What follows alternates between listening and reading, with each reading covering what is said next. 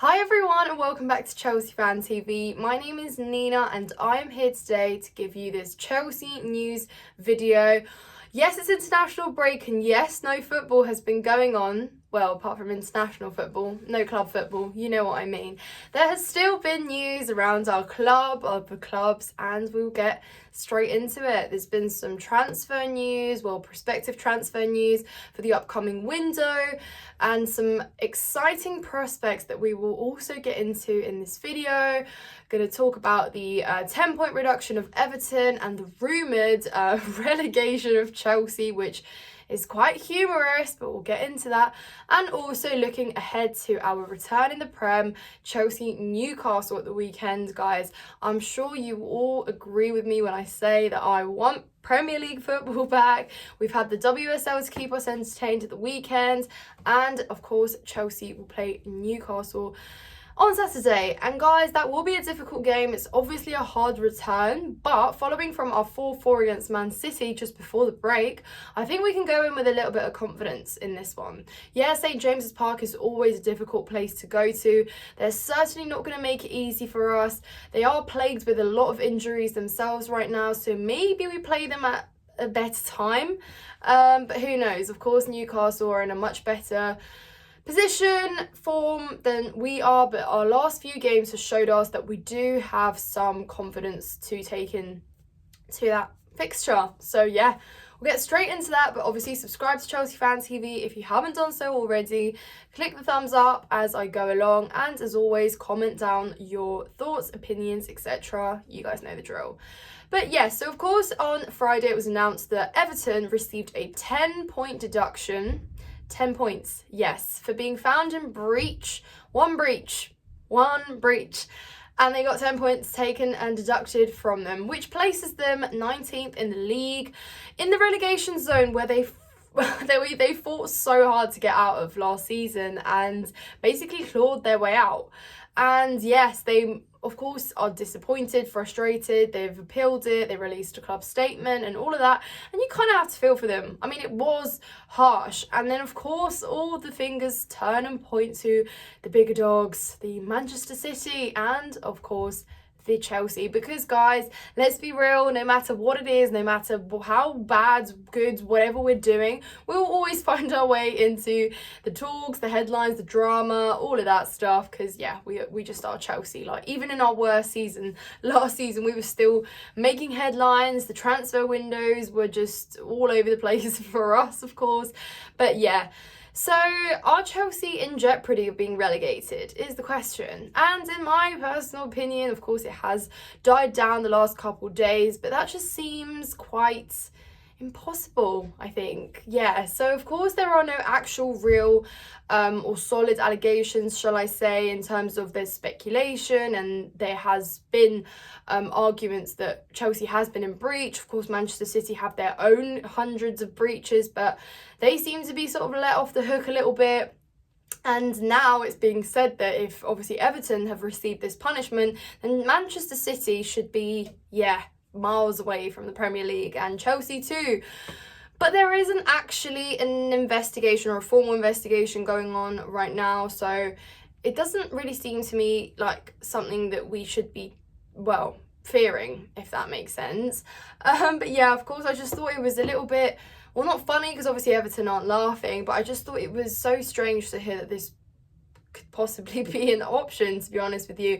But let me know your thoughts in the comments down below. I've sort of brushed it under the carpet right now, because when there is no real threat at the moment, then why should I worry about something that's just not really going to happen right now? But yeah, wow, what history that would make, wouldn't it? But of course the Premier League has started to show that they will be punishing those who are in breach. And of course, Everton, they seem to be going through like transitions as a club of their own, and this might potentially affect them. But, 10 points are 10 points. At the end of the day, let me remind you that last season, Thomas Tuchel's 10 points basically did save us, didn't they? After we went on a downward spiral of defeats and losing and dropping further down in the Premier League, where we were having conversations of actual relegation battles alone, didn't need points deducted. We were basically going that way ourselves. But yeah, they do make a difference. I'm saying it's a long, obviously, season still ahead, like we are early on. But considering that Everton have been struggling, obviously, in the past with fighting relegation, it just almost seems like they've been chucked straight back in there. But guys, there obviously is other news surrounding our prospective signings in the next couple transfer windows. Chelsea has come out and said that we are looking in the market for a striker and a centre-back. And as we know, a striker has been on our wish list since I don't know when. It's been a long time coming. We didn't exactly go in for a well-established striker in summer. We brought in Nicholas Jackson as a potential prospect there, someone that could potentially turn into that goal scorer for us. I think it is too early to judge because, yes, he has struggled, although he did score against Tottenham and Man City, literally the best teams in the league that were going off of really good form and stuff. And yeah, you can argue the Tottenham hat-trick just shouldn't have really counted, but still, goals are goals, right? But whether he is going to be that guy for us is too early to say. But also I'm sat on the fence because at the end of the day, like, Chelsea isn't necessarily a club that is going to be that patient with you. We need goals from somewhere.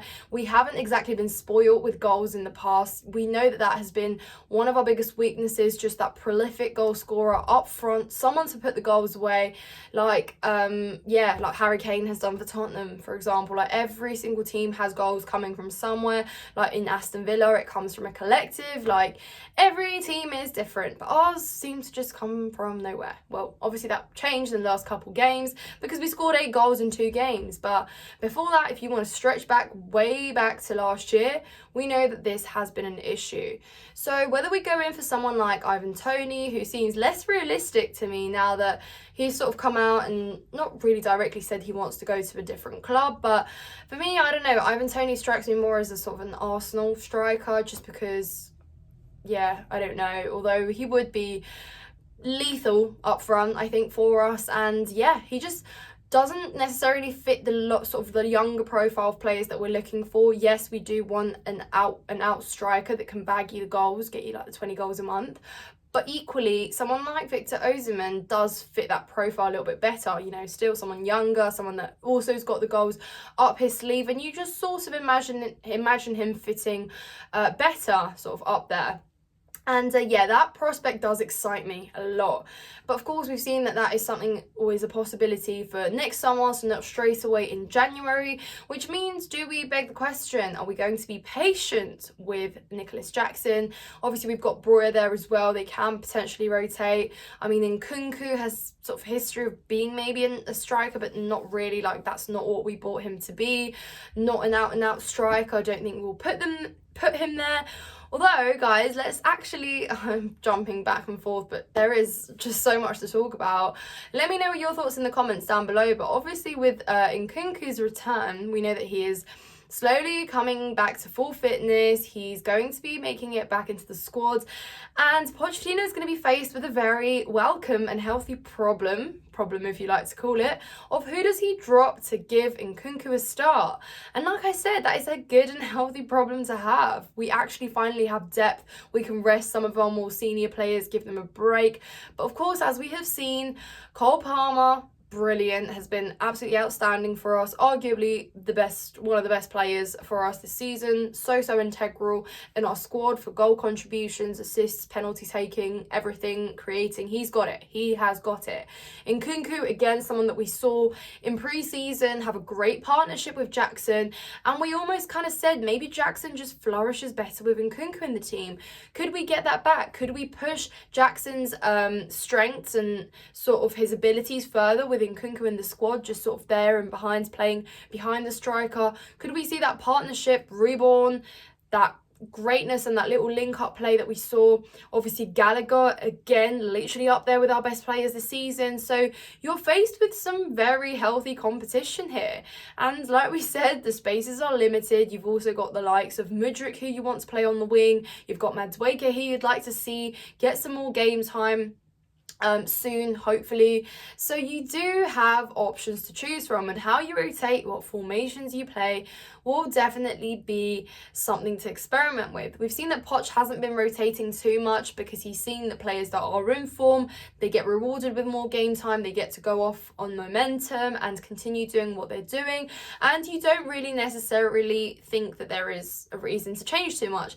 But now that Nkunku is back, and he is a player that we've been literally waiting for about a year now, you know, way before he arrived. We knew that he was arriving like literally towards the end of last year, and we were just waiting on his actual arrival, and now we are just burning with impatience to see him play in a Chelsea shirt again, because like I said, this is a player that has so much potential, has shown so much talent, and he is definitely welcome at Chelsea. So guys, let me know in the comments what you think Pochettino should do once Nkunku is fit and available to be chosen and started. Who are you dropping from the lineup? Because as we have seen, Chelsea has been playing very well recently. Obviously, yes, there's still a long way to go, still a system to be built, but it seems to be going in the right direction. What do you think? Let me know in the comments down below. Let me know your thoughts, of course, on the whole news surrounding Chelsea.